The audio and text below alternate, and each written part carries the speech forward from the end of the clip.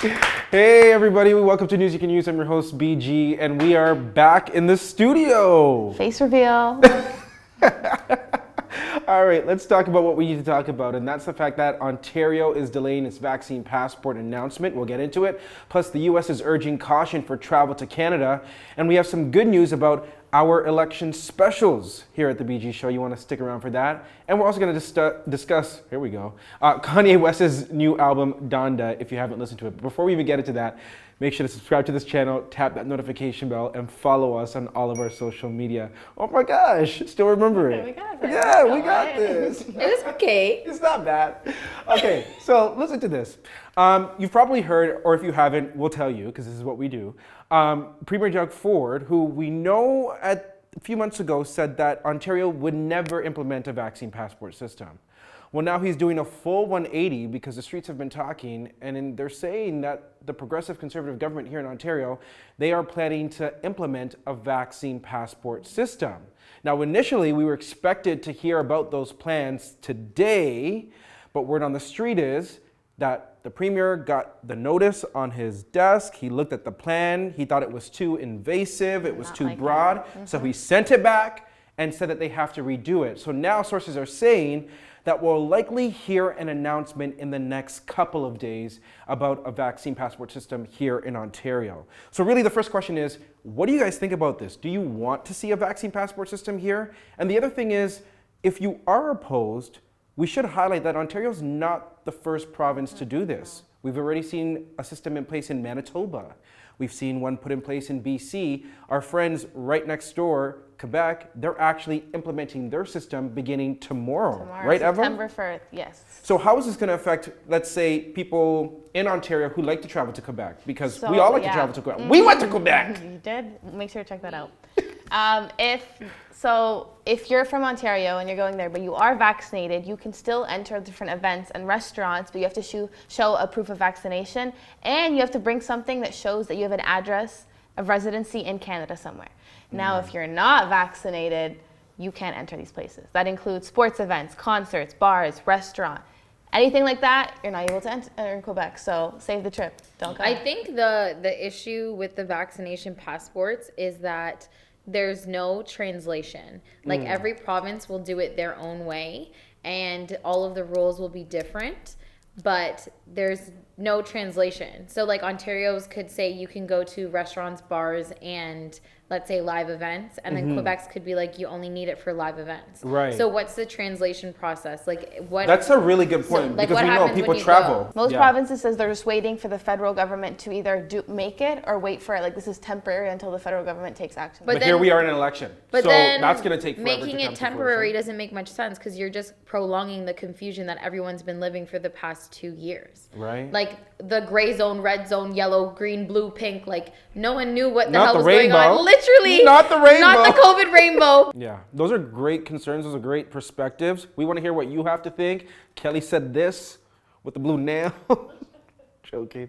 But drop your thoughts and comments in the comment section right now. All right, you know what's also not making sense? Well, for a lot of people, is the fact that the U.S. is urging citizens to reconsider traveling to our country.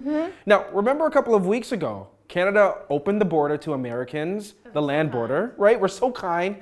But the U.S. chose not to return the favor. So Canadians cannot travel by car to the States for non-essential travel due to the rise of the Delta variant. Well, check this out.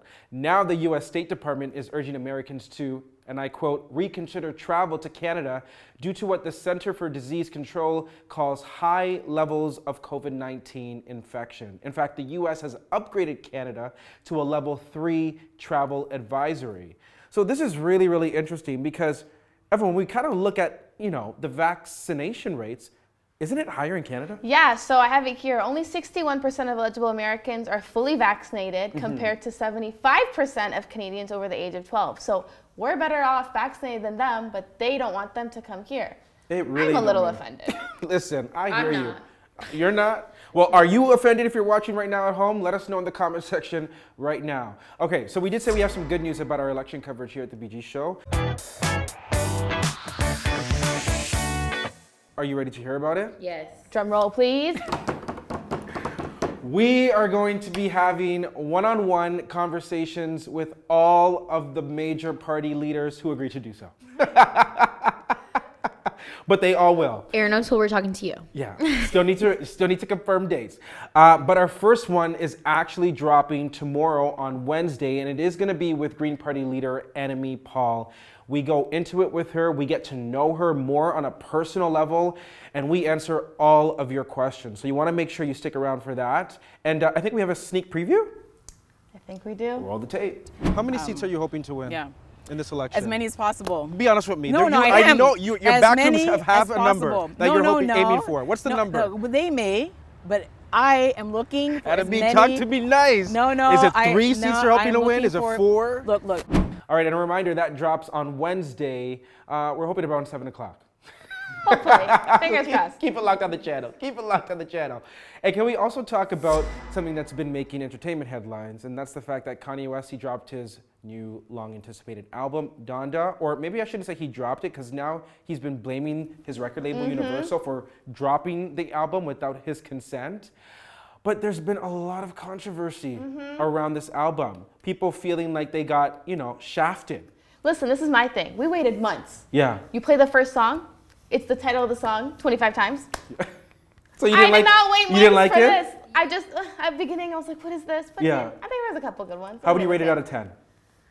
To pass. Go, Kelly. Go. You're opinionated. Ooh. I actually like the album. It's lengthy, but unsurprised. Lengthy? It takes up your entire day. Okay, I don't know how long your days are, but I don't know. I thought the album was well crafted. I think the anticipation that Kanye puts behind his albums always does well for him. He actually broke a Spotify record in terms of the most streamed artist on one day. Yeah. So Drake, you have a lot to live up to on Friday. I believe in you, Drake. I believe in you, Drake.